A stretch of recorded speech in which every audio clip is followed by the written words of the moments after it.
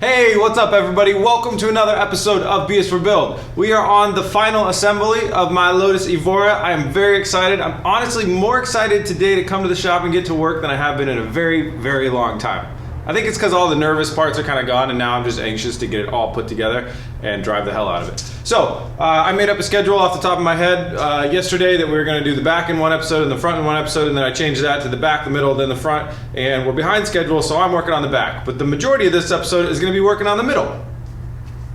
Right? Sounds good. Stay tuned.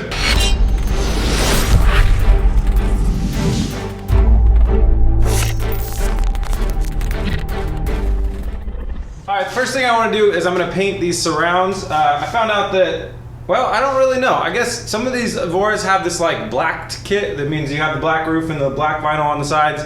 And I think it means that you have black taillight surrounds.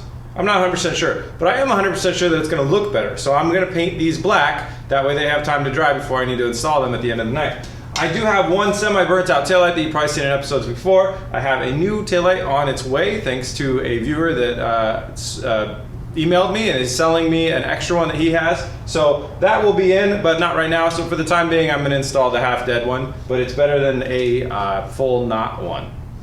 Right, so I'm going to get to painting.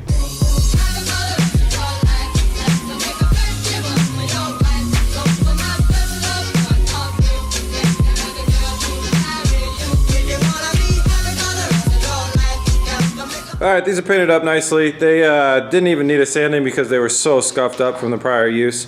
So that's looking good. I'm going to put another coat on there in about 30 minutes. It's going to take quite a while to dry because it is very cold right now. So I'm going to move on right now to the bumper. And I think it's time to kind of do like the final bolt up of the bumper. Maybe. I'm not sure. I also got to fiddle with some of these holes.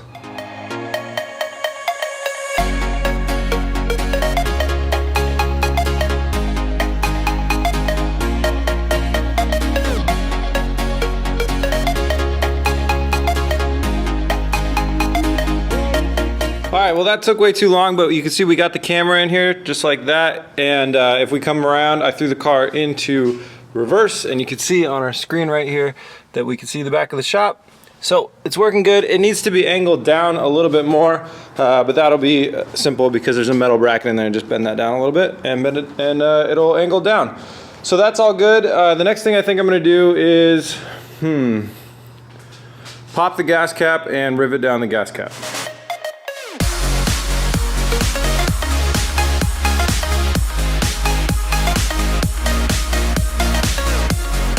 Alright, so when you get a new clamshell, there's a metal ring underneath here, and you have to drill holes through your filler like cap housing, and then you rivet it down to there. And I knew that because I just dissected the old one, and that's how I got this out of here, is I had to drill out the rivets. So with that on there, when it's closed, it's nice and flush, looks great.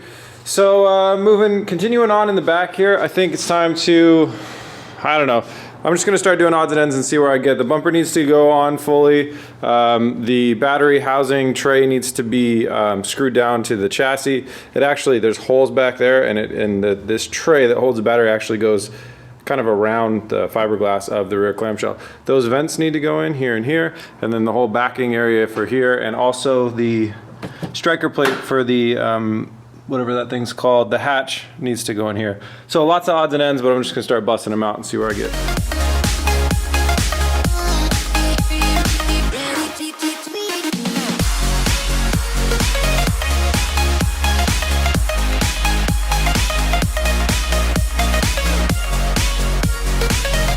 Alright guys, progress is slow but steady. I got the two vents in there and two bolts underneath them were a total pain, but I got them in. But the biggest part is that I got the striker on the bottom for this latch on the top. So I installed the latch on the top, plugged in the wires for the first time to the car, which then gave us these nice trunk lights that you can see right here. Ow, that bulb got hot. Woo! Okay, those should be LEDs. Anyways, so I got the striker here, I got the latch here. I've never tested it. I ran a wire, not a wire, sorry, this is a string, to the latch as a like just in case measure, so the string can actuate the latch in case it doesn't actuate from inside the car, because if I didn't have that, I have no idea how I get this latch back off. I'd probably have to unscrew it from the frame again. So I'm gonna go ahead and shut it for the first time. A little harder than I needed to probably. All right, that's shut. I'm gonna go try and unlatch it now. 3, 2, 1. Did it work? Did it work? Did it work? Hey, cool. All right, so that's working fine. Next thing, I'm probably gonna button up the bumper and the battery tray, and odds and ends, and there's a lot of zip tie work that needs to be done back here to organize all the cables. I'm gonna leave my trunk pretty bare, pretty exposed for the first little bit while I'm driving the car around. I'm not gonna use this trunk much anyways, I already know that right off the bat, but I like to be able to see if there's any water creeping in, if there's anything going on that I'm not noticing, and the best way to do that is to leave it pretty empty. So I'll probably put the I'm not even gonna put the cover over the battery. I don't know, I'll probably just zip tie the wires out of the way and leave it like that for the first couple thousand miles while I'm driving this car so I can make sure that everything is kind of working as expected. Anyways, before I can do that, I gotta finish this.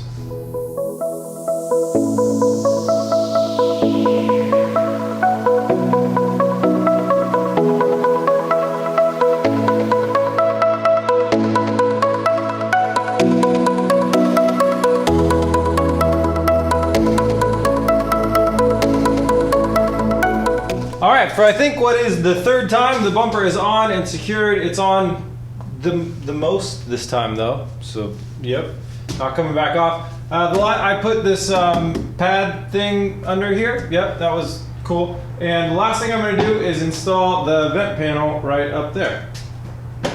Click.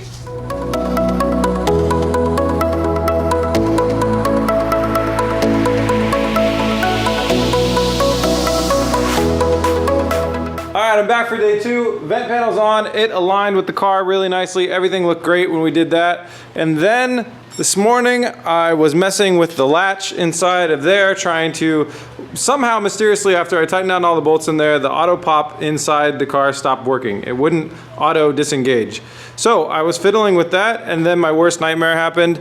It's stuck. Now my safety string is here, and you can hear I'm hitting the latch, and then when I pull up on it, nothing's happening, but you push down, you can hear it click shut again. So it's getting in some sort of weird middle state where it's like unlatched, but not all the way unlatched. And I have no idea how I'm gonna get this off. All right, well this got really stupid really fast, but I don't know what else to do. So I can get my arm through this hole a little bit, but I can't see what I'm going for. So here's what I've rigged up. I got a GoPro that is sending video to my phone, so I'm gonna use that as a monitor, and I'm gonna shove this light in the hole in here, try and see what I'm looking at, and then I'm gonna use the GoPro to look inside and see what I can figure out about what's going on with this latch. Wow, this is amazing. Let me record some of this for you guys. Look, we're inside the trunk right now. So there's the latch, and well, I can't point to anything on the screen because the screen's inside the trunk, but there's a string that's right there. That was my safety string. I broke that, but there's this other cable right here. The camera's touching right now, and I can pull on that. I guess now the problem is my hand's holding the camera, and I don't have another hand to yank on any of the different things. Hey, all right. Camera's set down in there. Now, here's what happens when I pull this. Okay, I'm seeing some of the problem here, the latch. Okay, so that's pushing back. It looks like our pulling mechanism is not hitting the little tab it's supposed to hit.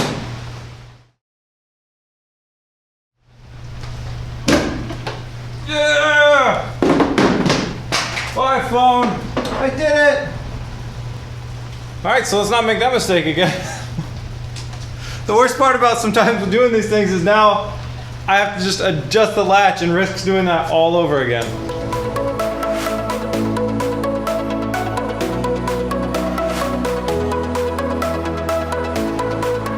All right, well, 2 hours later and I got it to kind of work sometimes, and I think that's the best I can hope for. This is not a very well-engineered mechanical kind of thing. It relies on a lever pressing a plate against a piece of metal here, and this thing fluctuates back and forth, and depending on how much pressure's on the hatch and not on the hatch, it will want to pop or not pop. And also, so you got a servo, you got a button over there, and it hits the servo, and that does that. But if you don't have somebody kind of on the back pulling up against it, it makes it a lot harder to come off. So any other Evora owners watching, if you have the same problem, write in the comments. I'm curious to see how many other people have this issue. Okay, so basically though, I am done with that. So I'm gonna go ahead and throw this on there and go ahead and install the taillight surrounds and the taillights.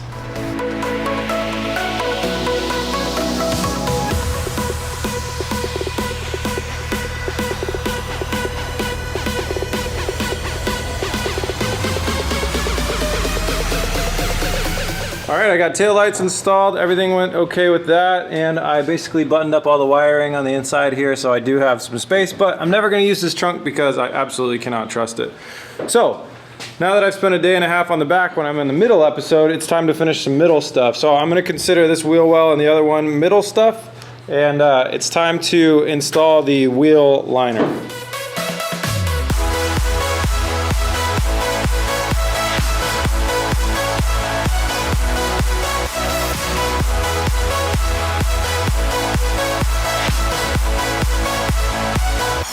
Alrighty, as you probably saw, I had to do some drift stitching on the inner wheel well, that fabric type material. It's a really, really strong material. When I was uninstalling it, I got mad at it and I ripped it in half. I vividly remember that moment, and it just goes to show, you know, it's easy when you're uninstalling things to be like, oh, I'm never going to use this again, or I'll buy new ones, and then I'm like, I don't have time to order new ones. So the drift stitching went really well, though. It definitely is going to be able to do its job once again. So then I installed that there. Walking around, we're on day 3 now, so I'm very far behind schedule. I just noticed in the back of the shop the engine bay cover needs to go on, so that needs to go on there.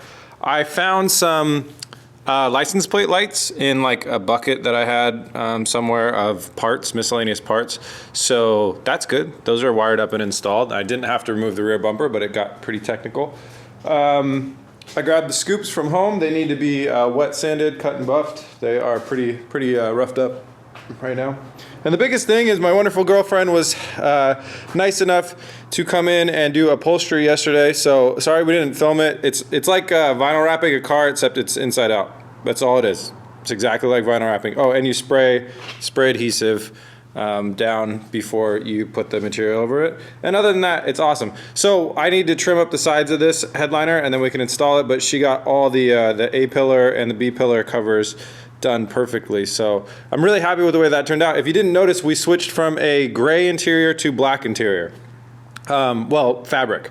The only other parts that I'm going to try and get away without using are the rearview mirrors. Not rearview mirrors, the flip down visors. They would go right there, and I want to try and run without them. I don't ever use them in my cars. I have sunglasses and other things, and I'm always wearing a hat. So anyways, I don't need them, and I want to try and run without them. I like the clean look. If it ends up being a problem, because basically what happens is there's bolts that go through here that keep the headliner attached to the roof, and if this thing can't hang on by itself, then I will have to do something, either get some visors or, I don't know, figure out a clean way to do it. So I don't really know what I'm going to do next. That's kind of been a common theme, but we got to do that. We got to do those side things. We got to do a lot of trim and molding, and then the side mirror stuff has been haunting me. We got to do that too. I'm going to like flip a coin or something.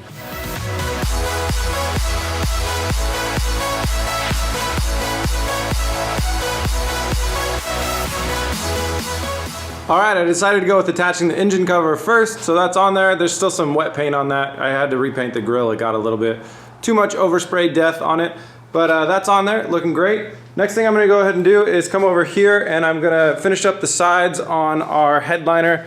Just trim all around the outside, then you tuck it under and spray some adhesive on there and tack it back down to the back side of that. And then this thing should be ready to install.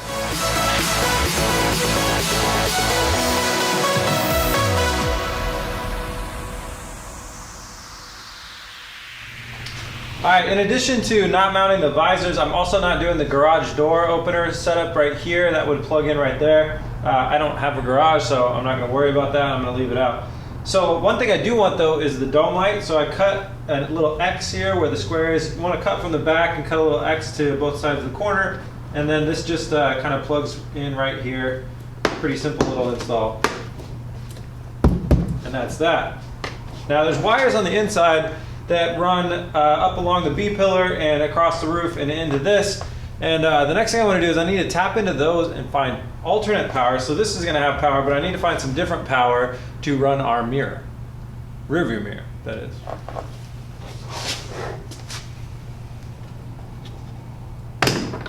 Shit. All right, we have our powered rear view mirror installed and ran, the power cables ran. So this cable that comes out of the B pillar here, this is for a couple different things. This goes to the garage door opener, and the other part I believe that I used as power goes to that as well. And then this clip right here goes to the, what's it called? The overhead light that I installed, the dome light. So right here you have the transmitter. So we ran power basically to the transmitter that transmits the video signal. This is the receiving end of the wireless transmitter that receives a video signal. And then you have video cables that run through here and power cables that run through here, up that cable into our rearview mirror. So when I go ahead and grab the key, turn on the car, you're gonna see that the rearview mirror lights up. We got lights there. And we have the wireless transmitter has its light there, so it's trying to receive video.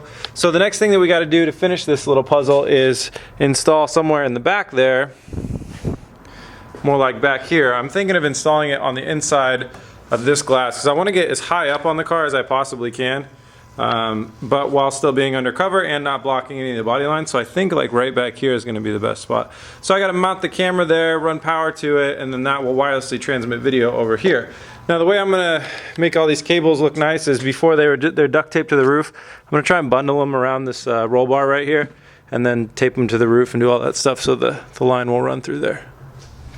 All right, wires are run inside, headliner's ready to go. Next step is installing the headliner. Before I do that though, I want to modify my roof. As a little thank you to you guys, I wanted to put everybody that supported this build's name on the car. So I went back and I checked our shop, bsforbuild.com shop, our transaction history. I pulled every name from everybody that's bought anything from our shop since the day that we unveiled the Evora. So if you bought a key tag, a sticker, a t-shirt, any t-shirt, doesn't matter. Anybody that's made any purchase from BS for Build, your name is on one of these pieces of paper. If you bought multiple, then your name's on here multiple times. And this is sticky back paper. I'm gonna line the roof, the inside of the roof, with everybody's names. So this is my way of saying thank you to you guys. I wanted you guys to know when you see this, you know, in videos online or at car shows, or if you see me driving around and you've helped out support BS for Build, then you've personally helped me get this build. And now you can say, hey, my name's on that car. So I thought that'd be kind of cool. So I'm gonna throw them in there. They will be covered by the headliner, but you'll know it's on there. And this is me saying thank you guys for all the support. It has been really inspiring. So thanks guys. I'm gonna get all your names on the car.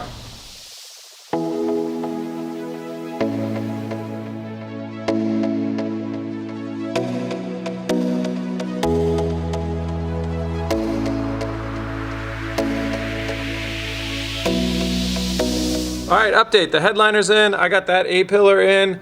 It comes across there. I got that B pillar in. I got this B pillar in, which is gonna be madly out of focus, sorry. And then I was putting this A pillar in, and then I looked up and I saw my awesome dome light that I forgot to wire up. So, I gotta take this side, I'm gonna take this B pillar back off, and I don't have that A pillar on. I'm gonna try and bend it down and run the wiring in there because I really wanted to have a dome light. I worked real hard to get that. And then finish the headliner. All right, the headliner is installed. Everything looks really good. I'm very, very happy with the way that that turned out. That just goes to show if you guys have a bad headliner in your car and you want to try it as a DIY, do it. My girlfriend Chelsea, this is the first time she'd ever done a headliner and it came out great. And I managed to get that installed. Now, the only problem is while I was doing that, the rearview mirror thing broke. So I'm going to try Gorilla Glue this time, and I'm gonna glue that thing back on there. All right, next thing we gotta do is gonna be kind of fun. We need to build a way to mount our new mirrors to the car. So a little background, this is the stock mirror for this car. It's off of a Jaguar X-Type. It's very big, it's pretty heavy. I don't really like the look of it. It reminds me of a Jaguar X-Type. So I bought some new mirrors. I bought some new mirrors. So the last mirrors you saw, I didn't really like because they were kind of cheap quality, and I just didn't really like them. And then also the glass that was inside them didn't kind of show you when you looked at it a wide enough angle of view. So this one is much more upgraded, much more expensive, but and it looks great. Carbon fiber construction, very lightweight. So I need to get it bolted onto the car. So what I'm gonna do is build a metal plate that goes, it's gonna bolt in here, here, and then there's gonna be a bolt that goes through the housing right here. Well, this is part of the door right here, and then that plate is gonna have holes in it where this mirror can mount. And I've tested out, like viewing from the driver's seat, it needs to be as far back this way as it can and as low as it can be, so it's gonna mount somewhere right about here. So I'm gonna grab some cardstock and shape out what I wanna make, and then I'll cut that out of the metal and bend the metal into shape, and hopefully, fingers crossed, it'll all work.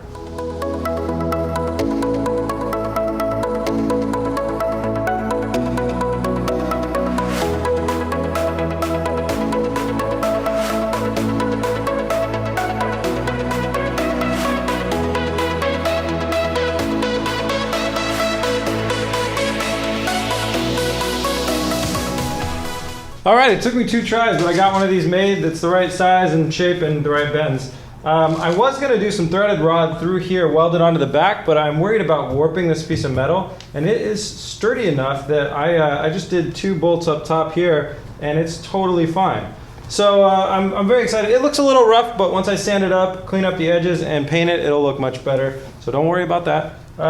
So what I'm gonna go ahead and do now is measure out where I wanna put my mirror and drill holes for the mirror, and then clean it up and paint it. But before that, I'm gonna build one for the other side too.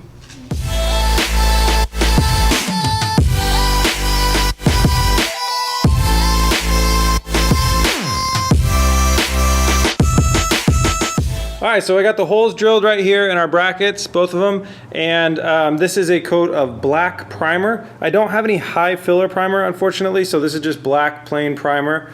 The difference is high fill primer fills in scratches a little bit better. It's a little bit thicker material, but this is sandable primer, so I'm gonna want 2 or 3 coats of primer before I sand, so I'm going to go ahead and let this dry up a little bit more and then spray one more, and I'll try and spray even one more tonight before I leave the shop. And while those are drying right now, we're gonna come over here and I'm gonna start doing some work. I'm gonna try and install the exterior A-pillar covers.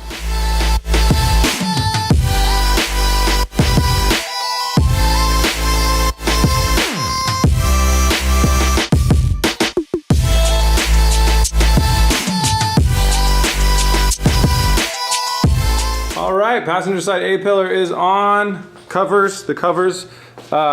Driver's side is on, and we have a second coat of paint on these things. So I'm about to call it a night.